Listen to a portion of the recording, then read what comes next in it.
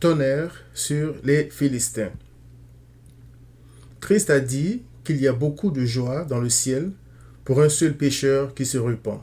Luc 15, verset 7. Tandis que le ciel se réjouit du salut d'un pécheur, il y a des grincements de dents, c'est-à-dire de la colère sur terre chez Satan, qui éprouve une haine viscérale pour tous ceux qui renoncent au péché et viennent à Christ. Ce témoignage reflète l'expérience de tous les croyants, car ils sont tous l'objet de la colère de Satan. Mais en Christ, ils reposent à l'ombre du Tout-Puissant. Psaume 91, verset 1. Le peuple d'Israël, repentant, s'était réuni à Mispa pour tourner le dos à 20 ans d'idolâtrie et promettre de ne se consacrer désormais qu'à l'Éternel seul. C'était donc un grand jour de joie dans le ciel, mais de colère sur terre. Enragé par cette conversion massive de pécheurs à l'Éternel, Satan avait décidé de le leur faire payer très cher. Ces Philistins étaient prêts à l'attaque. Si j'ai souvent craint les menaces et les attaques de Satan dans le passé, c'est parce que je ne connaissais pas Christ. J'ai une petite illustration pour m'expliquer. Le peuple d'Israël venait de se repentir de 20 ans d'adultère avec des idoles. Adorer autre chose que son Créateur, c'est lui être infidèle. Pour la circonstance donc, il est écrit que Samuel dit à toute la maison d'Israël, « Si c'est de tout votre cœur que vous revenez à l'Éternel, ôtez du milieu de vous les dieux étrangers et les Astartés. Dirigez votre cœur vers l'Éternel et servez-le lui seul, et il vous délivrera de la main des Philistins. » Et les enfants d'Israël ôtèrent du milieu d'eux les Baals et les Astartés, et ils servirent l'Éternel seul. 1 Samuel 7, versets 3 à 4. Après cela, Samuel, le prophète, le juge, leur avait dit « Assemblez tout Israël à Mispa, et je prierai l'Éternel pour vous. » 1 Samuel 7, verset 5.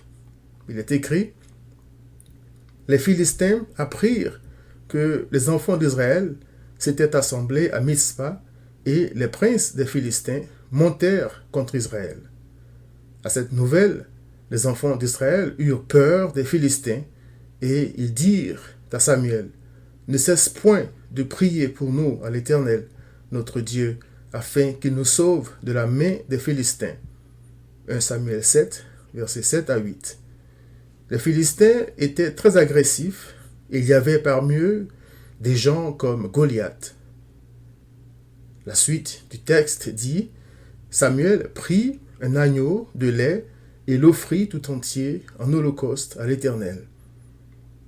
Il cria à l'Éternel pour Israël et l'Éternel l'exauça. Notons au passage que presque tout, d'après la loi, est purifié avec du sang, et sans effusion de sang, il n'y a pas de pardon. Hébreux 9, verset 22. Il est écrit ensuite que pendant que Samuel offrait l'holocauste, les Philistins s'approchèrent pour attaquer Israël. 1 Samuel 7, verset 10.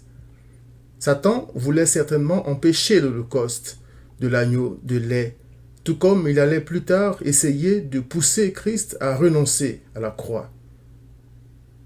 Mais que peut Satan contre ceux qui se confient à l'Éternel? Nous lisons ensuite que l'Éternel fit retentir en ce jour son tonnerre sur les Philistins et les mit en déroute. Ils furent battus devant Israël. 1 Samuel 7, versets 9 à 10.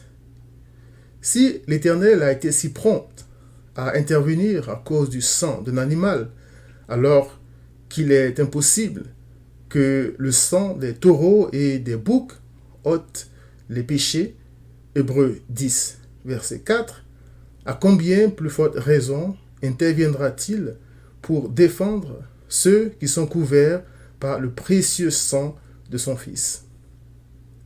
Il est écrit, il, c'est-à-dire Christ, a dépouillé les dominations et les autorités et les a livrées publiquement en spectacle, en triomphant d'elles par la croix. Colossiens 2, verset 15.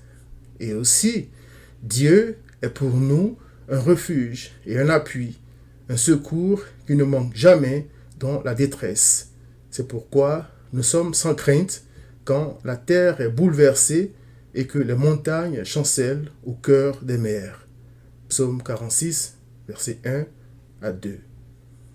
Chers amis, cette histoire réelle du peuple d'Israël sert à illustrer l'œuvre de Christ. Samuel représente Christ, le seul et vrai prophète de l'Éternel. L'holocauste de l'agneau de lait est un symbole de son sacrifice sur la croix. Christ a été offert par l'Éternel lui-même afin que quiconque croit en lui ne périsse pas, mais qu'il ait la vie éternelle. Jean 3,16. C'est avec le bouclier de la foi en Christ que le croyant peut éteindre les traits enflammés du malin. Éphésiens 6, verset 16. Si tu viens à Christ avec un cœur repentant, tu reposeras à l'ombre du Tout-Puissant. Psaume 91, verset 1. Car si Christ est pour toi, cher ami, qui sera contre toi? Romains 8, 31. Viens à Christ.